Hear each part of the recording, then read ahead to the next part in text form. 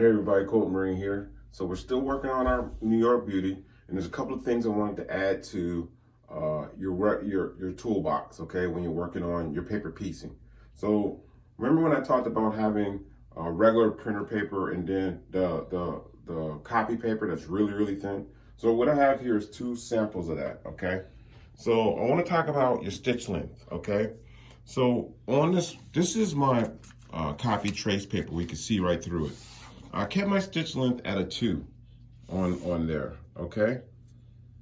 Now, with a 2 stitch length, the paper will be really easy to peel with this type of paper, okay? But when you're working with normal, regular copy paper, I think you should make your stitch length a 1, because the 1 stitch length is going to give you more preparations per stretch of stitching that you put down, which will make it easier to rip. If it's a 2 on here, it's going to take a little work and it's going to be stressful on your stitches, okay? So also another thing I wanted to add too also is when you're working with your paper on these curves, I want you to start stitching your stitch all the way through the lines, okay? Because when you stitch through the lines, what you can do now is this. When you get done stitching, to get that fold, remember if you try to fold here, look at that, because your stitch won't allow you to get your fold all the way in. See that? So we want to alleviate that. And you stitch all the way through your lines so that you can tear your paper like that. Now look at this. Now it folds over easily. Okay, that's what we want to get. We want to get that fold.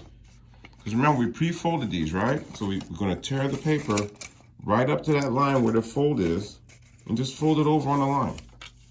Now we can get our 1/4 inch, add a 1/4 ruler in, all right, and cut. No worries, okay? Now, stitching through on the bottom works just as well as on the top, and tearing the paper helps out a whole lot. It really does.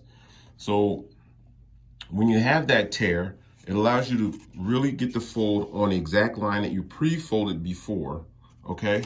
And it also will assist you later on when it's time to peel the paper when you get done piecing this part together, okay? So those were a couple of things that I wanted to add to the list of your tools to have for building the New York beauty. And when we come back, oh no, you know what? When we come back, we'll talk about the tools I use to sew my curves. We're going to start sewing curves here, okay? So thanks for watching. Please subscribe. And remember, it's only fabric and it's only thread.